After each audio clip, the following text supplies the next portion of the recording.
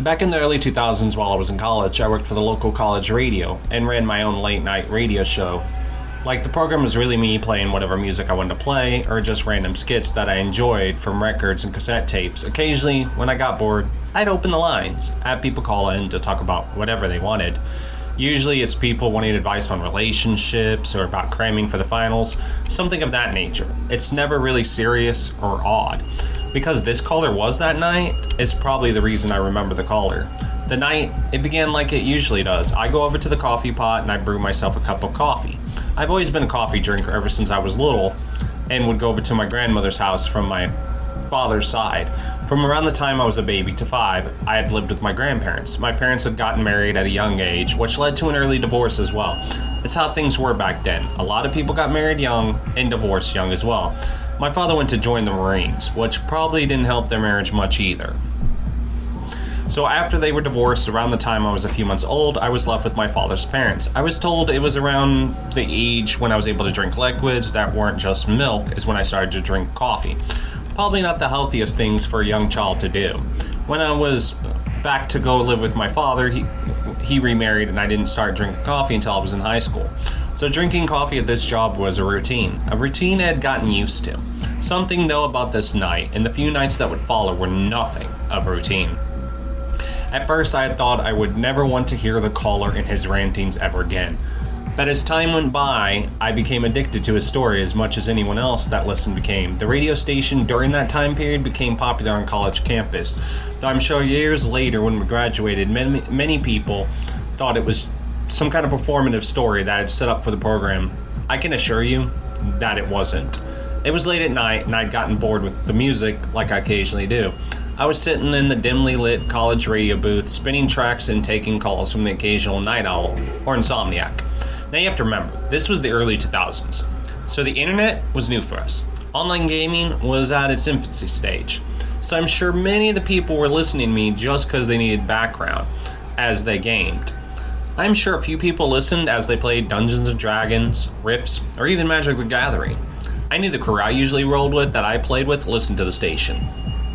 The booth had somewhat of a comforting, quiet hum of equipment, the only thing keeping me company as the clock ticked closer to 2 a.m. I yawned, glanced at the switchboard, waiting for someone to call because it had been a slow night. Then finally the lights lit up. I leaned forward, pressing the button to take the call. Cheerfully I answered, "Welcome to Midnight Rambles, you're on the air. What's on your mind?" And there was a brief pause on the line, too long, just a second past my level of comfort. Static crackles faintly, then a voice, low and distant, finally came through. I had started to wonder before the voice finally did come through if the caller perhaps had given up. The caller spoke frantically. Do you ever think maybe that this isn't real, like it's something to distract? The voice trailed off a little and I frowned, glancing at the audio levels. I could barely hear the guy. I leaned in closer to the mic with a light chuckle. "Well, that's deep. A deep one indeed for 2 in the morning. What do you exactly mean? Reality is pretty real as far as I know. Like, what, Plato in the cave fake? What you getting at, buddy?" The caller seemed unnerved by something as he continued. "No, I mean this reality. The one. You, I, the listeners, and the entire freaking world are in right now. Like, think about it, Jason. What if this isn't the real one?" So obviously the caller had listened to my program before. He knew my name was Jason, or perhaps he had seen me around the campus. The way the caller's voice wavered, half-whispered, gave me an odd chill, but at the time I shrugged it off. I figured it was just another conspiracy theorist. After all, I heard it all before. Government mind control, simulation theory, Project MK Ultra, chemtrails, etc. I humored him. Alright, long-time listener, I suppose. I'm game. So if this isn't the real reality, where are we? Wonderland? The Matrix? Maybe I should get Keanu Reeves on the line. And if this one is fake, right? What makes the real one real? There was a long pause and the static on the line grew louder, almost like white noise filling the airwaves. I was starting to think that perhaps the caller had hung up. It wasn't the first time I'd gotten a prank call. Everyone always wanted to prank call the radio DJ. No one took the station seriously, so why not? Then the voice returned, slightly more insistent in its tone. I've been shifting between realities. I know it sounds crazy, but I've seen the other one. It's real. This place, it's wrong. Everything here is off. Fake. I'm not. You're not. We're not supposed to be here. My finger hovered over the end call button. I had heard my fair share of strange things, but this caller's voice, it's not like the usual weirdos. I know the usual type of weirdos because my uncle's one of them. Since the 80s, he's been claiming that Vietnam was a smokescreen to cover up alien invasion. But with this caller, there was insincerity to it. A quiet panic that I'm sure is hard to fake. Against my better judgment, I decided to let the guy talk. After all, if he was making it all up, what would it hurt? So I said, okay, you've got my attention. You're saying that you're jumping between realities. How? And the static hummed louder for a second. I thought I heard a faint murmur under it. Almost like voices overlapping, but it was too hard to tell. The caller answered, I didn't say jumping. Shifting. I don't know how it started. It just happens. I wake up, and I'm not me anymore. I'm someone else. Someone else. In that reality, I'm a woman.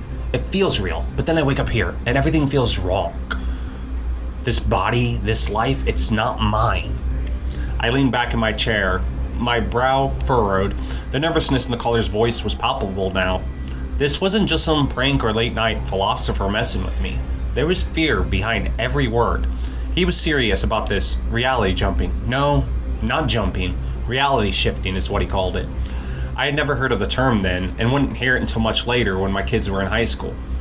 In the early 2000s, the concept really wasn't much of a thing, or even heard of. Nowadays, on social media, video applications, the young people use, they mention it all the time. Though when they say it, it's not sincere or real for them. It's just a thing they do to cope with reality, because they don't like it.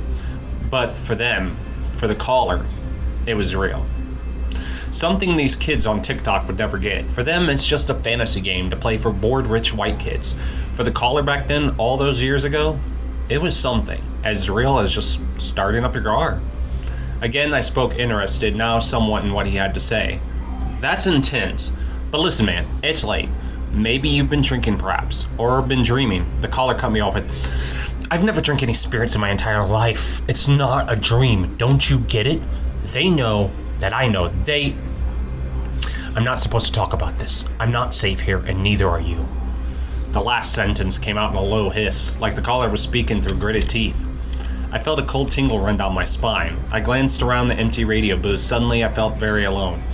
And at the time, I wouldn't admit it, but I felt like the words out of his mouth rang true. I asked, Who's they? Who's after you? And for a moment, there was nothing but the crackle of static, the sound louder now, almost drowning out the caller's breathing on the line. Then from the caller, a final whisper, They're always listening, Jason. Right now, and soon, they will come for me. The line went down, and there was silence. Not just any silence, but uncomfortable silence. I stared at the board, waiting for the line to light up again, waiting for the caller to come back, but nothing. The soft hum of the equipment filled the room. For a few minutes I didn't move, eyes fixed on the phone, waiting for something, anything to happen. I muttered to myself, what the hell? And I reached for my coffee, trying to shake the feeling creeping over me, but the weight of the call lingered. I couldn't shake the voice, the terror it held. Something about it was too real. The program ended for the night, and I walked back to my dorm room. I thought about the call. What was up with that caller? What was he scared of? Who were they? The next morning, I found myself sitting in a cluttered office on campus. The shelves were crammed with books, and the walls were plastered with academic papers. Across from me sat Professor Henley, an expert in human behavior and sociology. He had the degrees to prove it, and my girlfriend Cindy was always singing his praises. I figured if anyone could help me with this, it was him. The professor sipped his coffee as I recounted the strange late-night call, my voice a little shaky as I tried to describe the caller's voice. I finished the story, and then the line, it went dead, just like that. Like, I tried to get him back on the air, but nothing. The whole thing, it's messing with me, Professor. Like, I can't stop thinking about it. Professor Henley leaned back in his chair, tapping a pen against the desk as he considered my words. He was an older man, his face lined with years of study and observation. To him, everything was an explanation in science, academics, and logic. There was no need to believe in the paranormal and spiritual. This call, he was sure, was no exception. Calmly, Professor Henley explained, "Jason, my dear boy, what you're describing sounds like a classic case of disassociation. There are documented cases and instances of people experiencing breaks with reality, often as a result of stress or trauma. The actress Roseanne Barr has had this, I believe in 1994. She was diagnosed with dissociative identity disorder, which is an extreme example of disassociation. The mind can create vivid alternate realities when it's overwhelmed by circumstances it cannot control. It happened with my dear mother Esther before Margaret and I had no other choice than to put her in the assisted living. It's tragic to see this happen." I frowned. But this guy, he was certain that this wasn't real, that he was shifting between realities. He didn't sound confused. He sounded scared. And the professor shrugged. His expression remained steadied and measured. Professor nodded, though, and added, "Fear is a common response to cognitive dissonance. When someone's mind can't reconcile what it is experiencing, fear takes over. The caller probably believes what he's saying, but that doesn't mean it's true. This could be a manifestation of psychosis or delusional disorder. People often create elaborate narratives to explain feelings they can't otherwise understand." I shifted uncomfortably in my seat, my mind replaying the conversation. I could still hear the tremble in the caller's voice, the desperation. It wasn't just a rambling conspiracy. It felt real. I tried to push back, but what if he wasn't crazy? What if... The professor interrupted kindly, but firmly. "Jason, the human brain is incredibly powerful. It can create entire worlds, even in waking life. Reality as we know it is a shared construct. When someone steps outside of that shared reality, they become isolated, separated from the consensus. That's what I believe happened here. Your caller isn't shifting between realities like Thomas Anderson, he's having a break from it." I ran my hands through my hair, trying to absorb what the professor was saying, but something still felt wrong. I tried to focus on the rational explanation, but the professor's calm dismissal didn't align with the unease gnawing at my gut.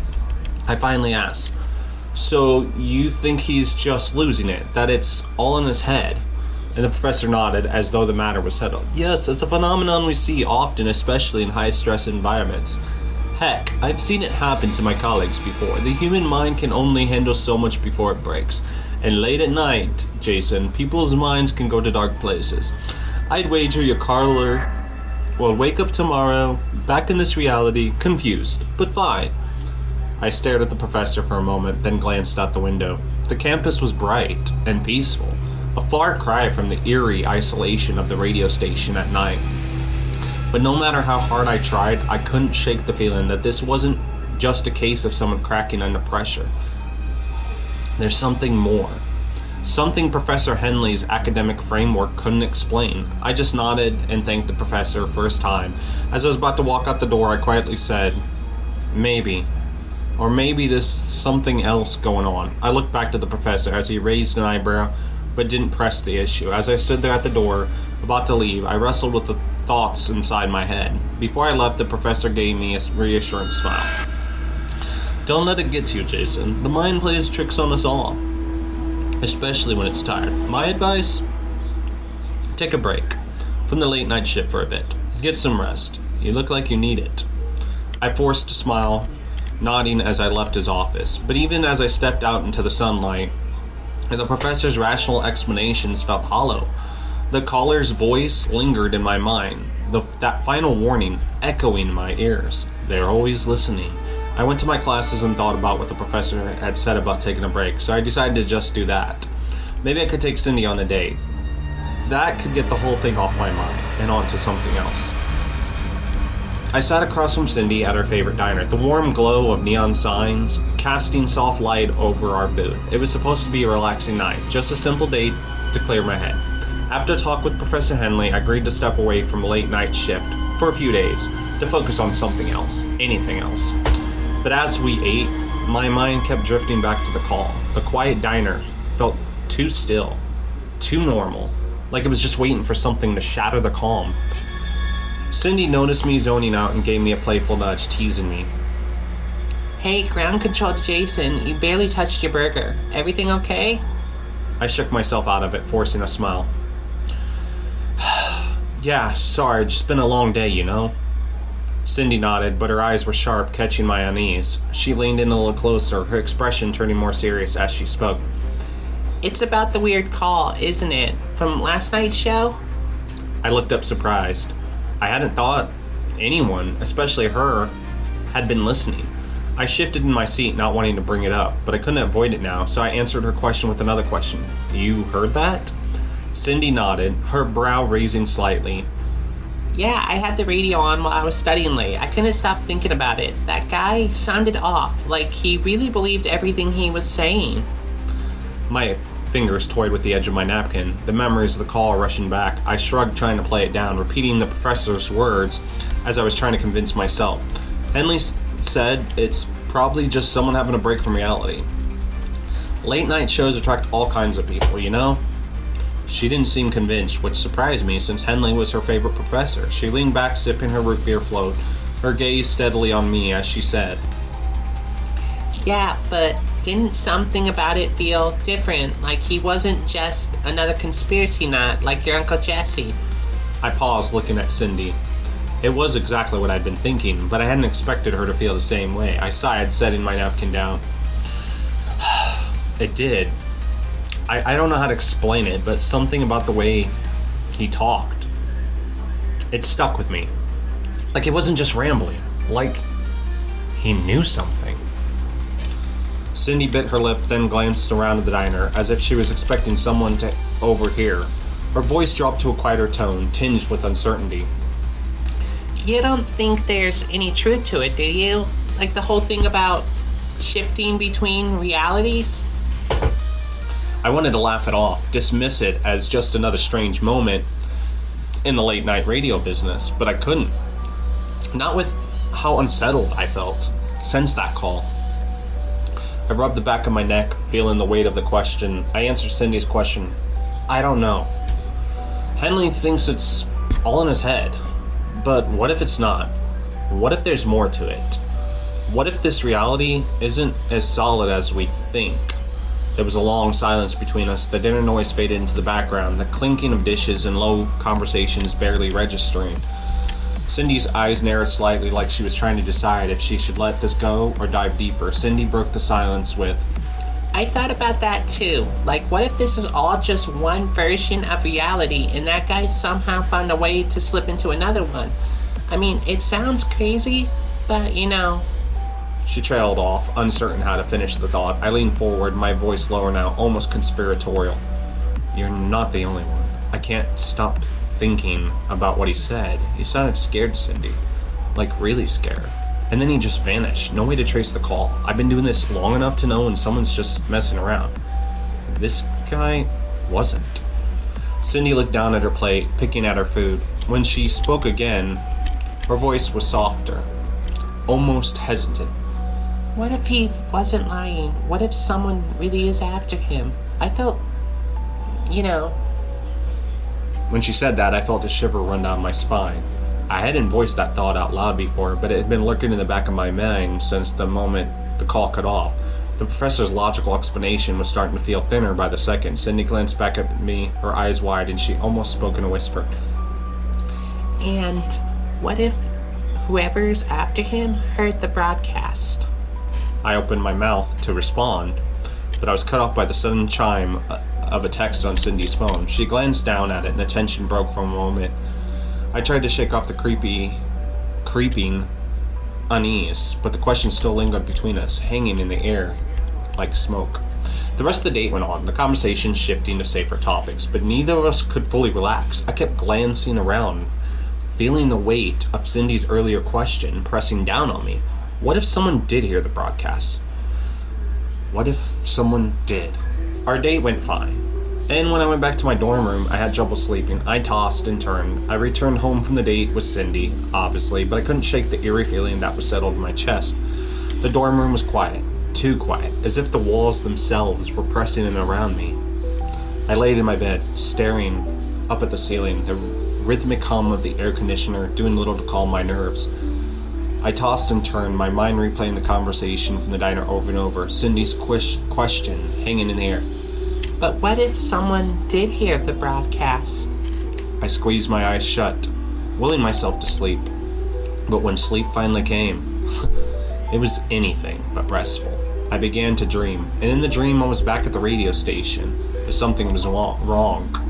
Completely wrong. The hallway stretched impossibly long, the fluorescent lights flickering overhead, casting shifting shadows.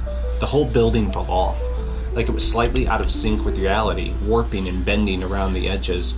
I walked through the halls past closed doors, each one whispering with faint voices. I tried to ignore them, but the whispers grew louder as I passed. Every few steps, the static of the radio filled the air, crackling and buzzing with disembodied voices. I couldn't tell what they were saying, but they seemed urgent, frantic. Then I heard it, the voice of the caller. "Jason, are you listening?" I froze, my heart pounding in my chest. The voice was coming from a nearby door, one that wasn't there before. It was slightly ajar, the darkness behind it beckoning me. I stepped toward it, slowly, hesitantly. My hand reached out to push it open, and as I did, the door swung inward with a creak. Inside there was a figure sitting at a radio console. But it's not me. It's the caller. The man? Or was it a woman? Seated in the dimly lit booth. Back was turned to me. The figure shifted, the faint glow of the equipment casting long shadows over them. Then slowly they turned to face me. I gasped. It was my own face staring back at me, but not quite. In the dream, the caller was a woman with familiar features, a twisted mirror of myself. Her eyes were hollow, her mouth twitching with a strange smile. She then said, I told you, Jason, this reality isn't real. You need to see the truth. I stumbled back, my heart racing. I tried to speak, but my voice couldn't. The woman rose from the chair, her movements fluid and unnerving. She stepped closer, and suddenly everything around us began to dissolve. The walls, the equipment, the lights, falling away into a swirling void. The radio station was gone. It was just me and her as she whispered, They're watching you. They know you're asking too many questions. I tried to run. I tried to turn, but my legs felt like they were sinking into the floor. The void around me pulsed with strange shapes, shadows shifting and flickering at the edges of my vision. The woman, my double, leaned in closer, her voice barely audible, but it felt like it was echoing inside my skull. Come back to the station, Jason, before it's too late.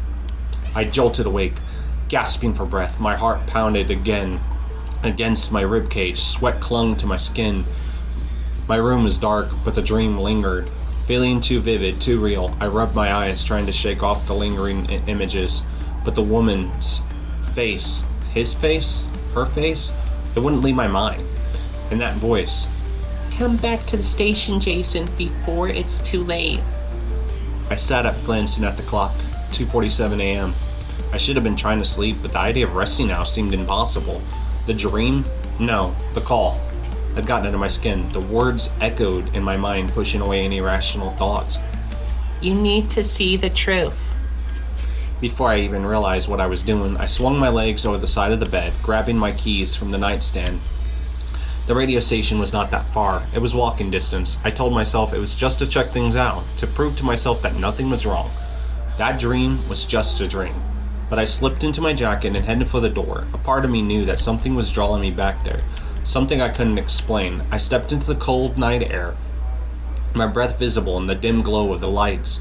With every step I took toward the station, the nagging feeling in the back of my mind, it grew stronger. What if the caller was right? I walked into the station. The familiar hum of the equipment comforted me, though it did little to calm the restless energy thumping inside me. Amber, who was filling in for me tonight, looked up and surprised to see me.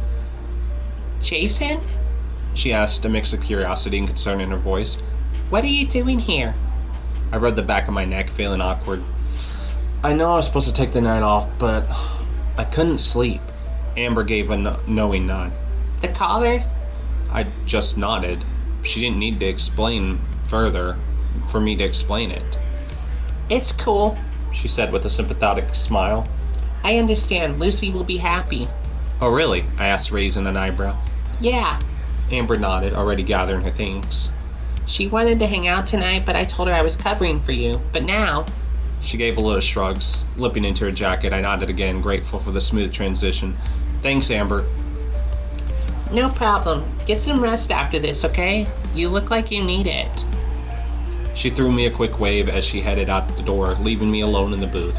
For a while, it felt like any other night. I settled into the familiar rhythm, playing music, taking calls.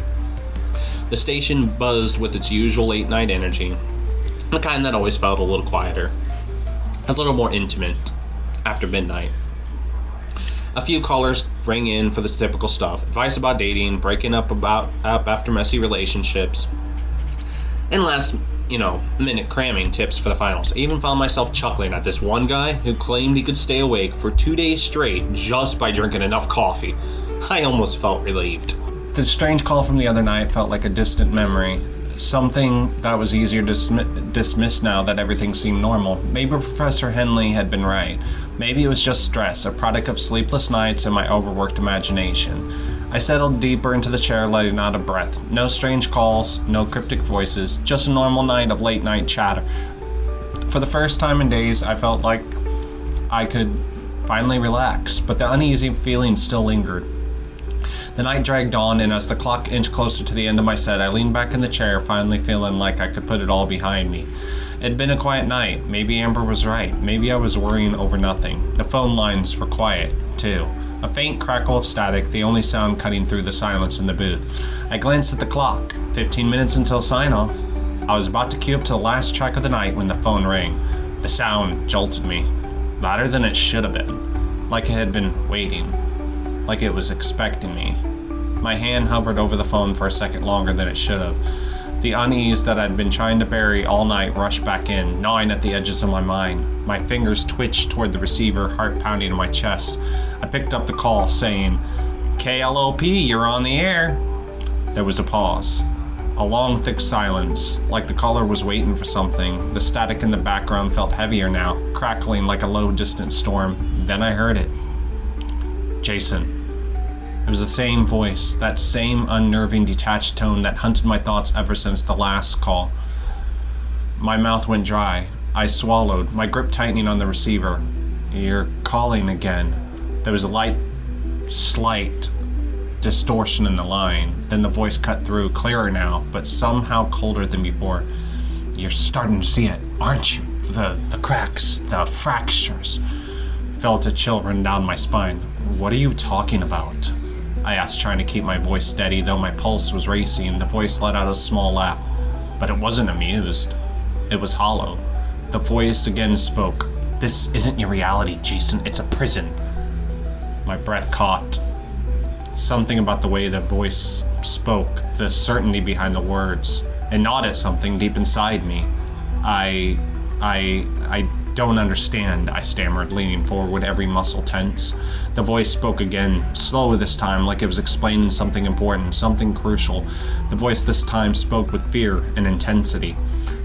"There are people watching you. They know you're starting to question things. They'll try to stop you."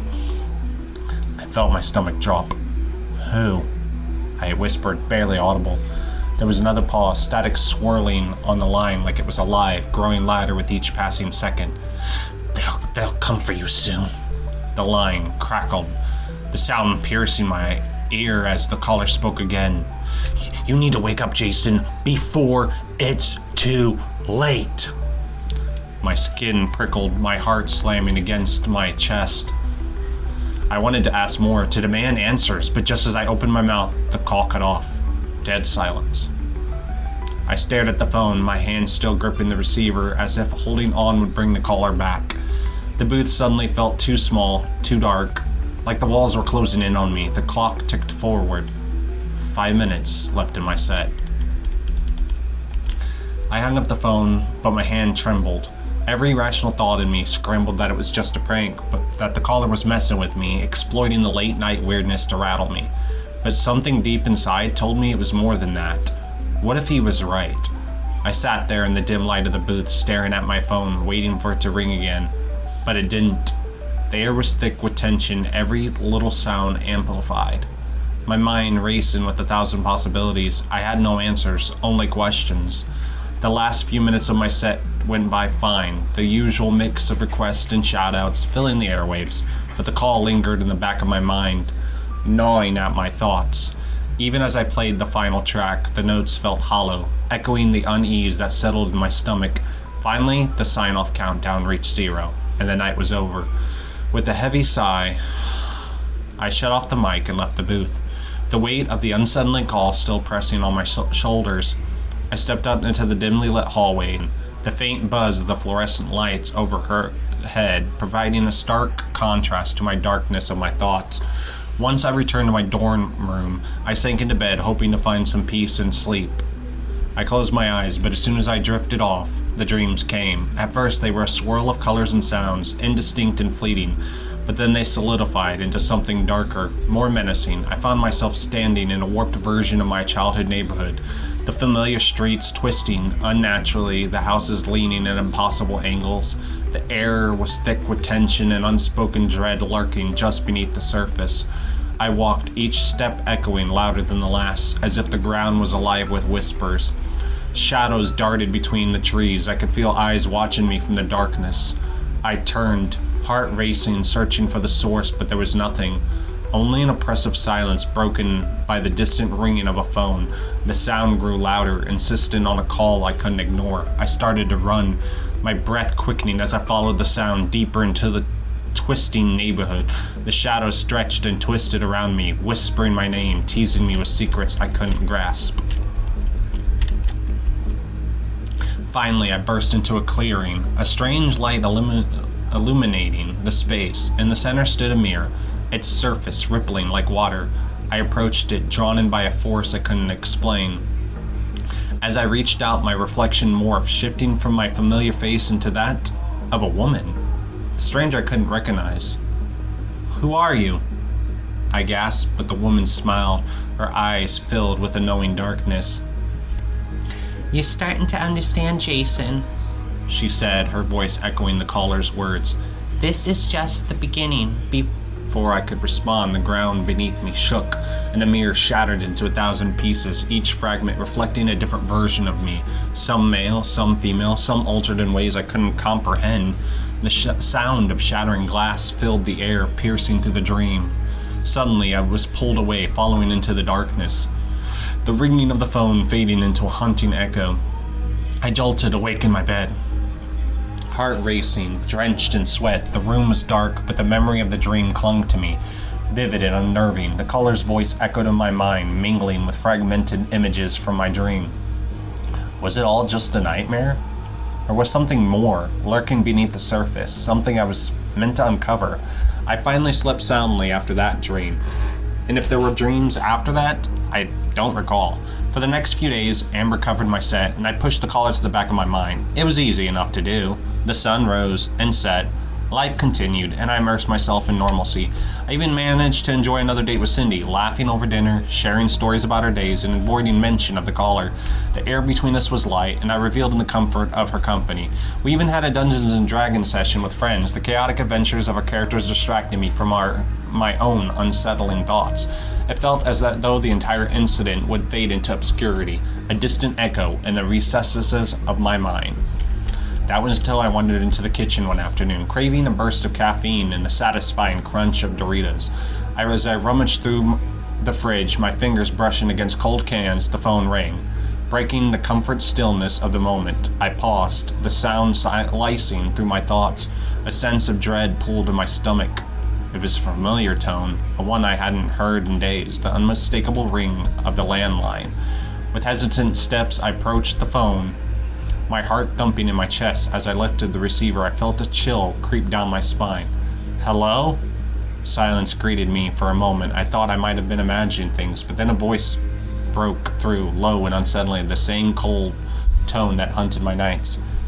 "Jason." I swallowed hard, trying to keep my voice steady. "What do you want? You can't ignore this." The caller continued, urgency creeping into his words. "They're coming for you. They're always watching." My mind raced, flashes of my dream cutting through the haze of my thoughts. I glanced toward the window, half expecting to see a shadow lurking outside. "Who's coming for me?" The caller's voice grew more intense, as if he was trying to convey a truth I couldn't grasp. "You have to listen. There's a reality you need to access, a truth you need to uncover." I shook my head, frustration boiling over. "I don't know what you're talking about. This is insane." "No, Jason, it's real. You need to wake up before it's too late." Before I could respond, the line went dead, leaving me with the deafening silence of the kitchen. I stood frozen, the full phone still pressed to my ear, breathless and overwhelmed. The familiar comfort of my surroundings felt foreign, the shadows stretching in the corners of the room. It was as if the air had thickened with unease, each breath heavier than last. Was it just a prank? Or was there something deeper lurking beneath the surface, waiting to pull me into its depths? The walls seemed to close in, and I felt an instinctual urge to run, to escape the suffocating weight of uncertainty. But where would I go? I was already trapped in a reality I couldn't escape. That was if I was really in a reality that wasn't real. I didn't say too much to the others, just left abruptly. I figured they wouldn't understand. I went home and laid in my bed, what seemed like forever, until I finally fell asleep. How did this caller get the number at my friend's? That was the part I couldn't understand. After a week of being away from the radio station, I finally returned, feeling a mix of anticipation and my anxiety swirling in my stomach. Amber had done a stellar job covering my shifts, and the familiar hum of equipment greeted me like an old friend. Yet beneath the surface of excitement, the shadow of the caller lingered in the back of my mind, gnawing at my thoughts. As I set up for my broadcast, I couldn't shake the resolve that had formed in the days since that unsettling phone call. Tonight, I would confront the caller if he decided to call in again. I had to know more about this so-called shifting. What was it? How did he know about me? And who was I in that what he referred to as the real reality? The studio lights flickered to life, casting a warm glow over the controls. I took a deep breath and then adjusted the microphone, forcing myself to push aside any lingering doubts. It was time to embrace the unknown. The show began smoothly, the usual mix of music and chatter filling the airwaves. I welcomed listeners, chatted about the requests, shared anecdotes, but my thoughts, they remained fixated on the potential for the call that might change everything. As the minutes ticked by, I kept glancing at the clock, waiting for that familiar ring. The normalcy of the night was both comforting and torturous, as if I was standing on the edge of a precipice, unsure of whether to leap into the void below. Finally, just as I was beginning to think I would escape another unsettling encounter, the phone rang, sending a jolt through my system. I hesitated for a moment before answering, my heart pounding my chest. "You're live on the air," I announced, trying to sound casual despite the whirlwind of emotions rolling inside me. The caller's voice came through, low and familiar. "Jason." I felt the chill run down my spine. "I want to know more," I said, cutting straight to the chase. "What is this reality shifting? How do you know about me?" There was a pause on the other end, as if he were weighing his words carefully. "You're beginning to understand," he replied, his voice barely above a whisper. "Shifting is not just an escape. It's a way to access truths about ourselves, about who we really are." "What do you mean?" I pressed. My curiosity piqued despite the unease that settled in my stomach. "In the other reality, you're someone different, someone more in tune with your true self. You need to see it to believe it." I furrowed my brow, confusion flooding my thoughts. How can I see it, and who am I in this so-called reality? "You have to open your mind, Jason. The answer lies. The answers lie beyond your perceptions. Trust me, it's all connected." The urgency in his voice sent a shiver through me, a strange mix of fear and intrigue. I wanted to dismiss him, to chalk this up to another delusion or prank, but something deep within me urged me to listen. "And what about you?" I pressed. "How do you know about this? How do you know all of this? How do you know about me?" His voice dropped lower, almost conspiratorial. "I've been watching you, Jason. We're more connected than you realize. You need to wake up before it's too late." Before I could respond, the line cackled. Suddenly, the call cut off, leaving me staring at the phone in shock. The studio was silent, the only sound, the soft hum of the equipment around me. My heart raced as I grappled with the implications of what he had said. Who was I in that other reality? And how had our lives intertwined? Determined to uncover the truth, I leaned back in my chair, my mind racing with possibilities. This wasn't just a strange call anymore. It was the beginning of a journey into the unknown. The night went on after that without a hitch, though I didn't make much sense of what the caller was trying to get at.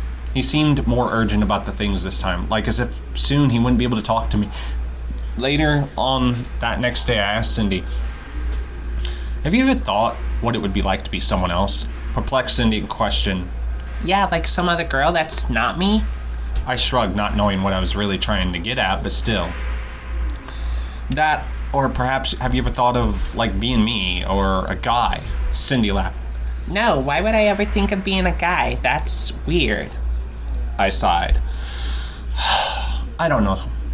Cindy smiled. Jason, do you think of being someone else, another gender perhaps? And she laughed, and I laughed back. Of course not. It was just something the caller had me thinking, that's all. Cindy nodded before adding, I'm starting to think Professor Henley is right. The caller's probably a few cards short of a full house. He could even be an escaped mental patient or something. I sighed again. Yeah, you're probably right. And though that didn't ease my mind of what the caller had said, as we sat together in a small cafe near campus, I couldn't shake the feeling of unease that clung to me like a second skin. The laughter and chatter around us blurred into a dull hum as my mind wandered back to the caller's frantic words. Did he really know something I don't? You know, I said, breaking the silence that settled between us. It's just, I can't stop thinking about what he said. What if there's some truth to it? Cindy raised an eyebrow, leaning forward slightly. Like what? That we're living in a simulation or something? She chuckled, but there was a hint of concern in her eyes. Not exactly. More like, what if there are different versions of us out there? I sighed, running a hand through my hair. What if there's a reality where I'm not just Jason, where I'm someone else entirely? Cindy paused, her expression softening as she considered my words. I know that it's a weird concept, but do you ever want to be someone else? I shrugged, the weight of my thoughts making it hard to articulate what I felt. I don't know. Maybe sometimes I wonder what it'd be like to see life from a different perspective. Like, what if being someone else could give me insights that I can't see as me? Cindy's laughter faded, and she leaned back in her chair, folding her arms across her chest. But that doesn't mean you'd be happier. You're you for a reason. It's okay to be curious, but you can't change who you are just because some guy on the radio says so. Her words struck a chord. I knew she was right, but the urgency in the caller's voice echoed in my mind. What if I was missing something important? What if the caller was trying to warn me about something I couldn't grasp? I guess, I replied, not fully convinced. But what if it's not about wanting to change? What if it's about understanding, like being more in tune with myself? Cindy tilted her head, her brow furrowing in thought. Jason, it sounds like you're overthinking it. Just focus on being yourself. As much as I appreciated her support, I felt like the caller's words had opened a door I couldn't close. That night, I fell into a restless sleep, the shadows of doubt swirling in my mind. Of course, that night I didn't dream about anything, thankfully. The next day, everything went by fine, and nothing happened out of the ordinary. It wasn't until the night, the last call I would ever get from him. Call I would never forget. This time, the caller would go into detail about things a little more. The night was quieter than usual. As I settled back into the radio booth, the faint hum of the equipment around me felt oddly comforting, a reminder that I was still tethered to my familiar world. I had put in the caller in the back of my mind, focusing on the music and the conversations with my listeners. But as the clock ticked closer to the end of my shift, a familiar chill crept up my spine. Just as I was beginning to wrap up the last song, the phone rang, its shrill sound cutting through the calm like a knife.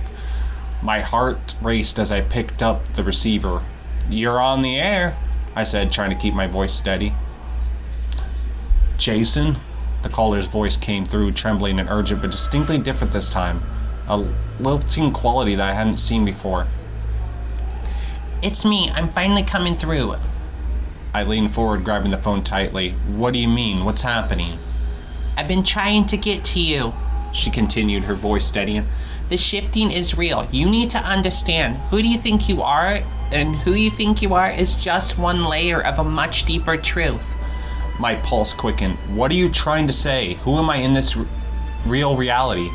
In the other reality, she said, her tone filled with urgency. I'm not just someone else. I'm you, the real you. You need to peel back the layers of this facade. There's a world where you embrace your truth, where you are seen as you truly are, the person you're meant to be. My mind raced. How do you know this? How can I trust you? Because I felt your confusion, your longing. She replied, her voice wrapping around me like a comforting blanket. Every time you look in the mirror and question who you are, I'm there. I exist in the echoes of your thoughts, in the dreams that haunt you. The truth is, they're coming for you. They know I'm reaching out to you. Suddenly, there was a loud, very loud crash on the other end. I could hear muffled shouts and chaos unfolding, a storm of noise that sent my heart into my throat. What's happening? Are you okay? I shouted, desperate to grasp the situation. Jason! Her voice was frantic now, rising above the chaos. It's all connected, the shifting, the truths we hide. You have to break free of this illusion while you have time. Before she could finish, I heard the phone hit the ground with a loud thud, cutting off her voice. I strained to hear everything, but the line was filled with cacophony of noise. Hello, I yelled into the receiver of the phone, my heart pounding. Then a calm voice came through, completely different from the chaos I had just heard. Sorry, sir. Wrong number. My heart sank, the finality of the words crashing down on me like a wave. I pulled the receiver away from my ear, staring at it in disbelief. Had it been a trick of my mind, a delusion sparked by late-night fatigue? Or had I missed something crucial, a chance to discover the truth about myself? I placed the phone back on the receiver, my hands trembling. The echoes of the caller's words lingered in the air, a haunting reminder that the lines between realities and identities were blurred. The night felt darker, the silence around me heavier, as I realized that call may have been my last connection to a truth I had not yet grasped, to fully grasp. I couldn't shake the haunting questions that swirled in my mind. What had happened to her? To him? Were there two of them? Or had I misheard everything before? I could have sworn the previous calls had come from a male voice. Perhaps I had been deceived. The next day, as I picked up my mail at the post office, the clerk hurried toward me. Jason, I've had this piece of mail for you for a few days. For some reason, it kept getting held up. He handed me a plain envelope before walking away. I glanced at the date. 1 day before the last call. There was a return address. My heart raced as I opened it, revealing a single sheet of paper with a scrawled message. They're coming. They come for us all. There's still time. Jason, you still have time. The words sent chills down my spine, echoing in my mind long after I had read them. I couldn't help but feel the message held a truth I was yet to comprehend, a warning from a world I barely understood. I still may have time. I'm out of college now, and oh, how much time has passed since that day. That was the early 2000s. After graduation, I landed a job at the local radio station, which I genuinely enjoy. It's nothing like the college station, but it has its own charm. Cindy and I got married a few years after college, and we built a life together, raising our kids and now watching our grandchildren grow. And as I sit in this radio booth, sharing my story with all of you, the words of the mysterious caller still haunt me. What was the meaning behind those calls? Were there two callers? Had I been mistaken all along about the voice being male? Perhaps in the haze of late-night broadcast, the voice had always been female. Over 20 years have gone by since those frantic nights, and I find myself pondering whether my memories are accurate. I'm a grandfather now, and I can't help but wonder if I'm remembering it all correctly. Do I still have time? After all, perhaps time is all we have.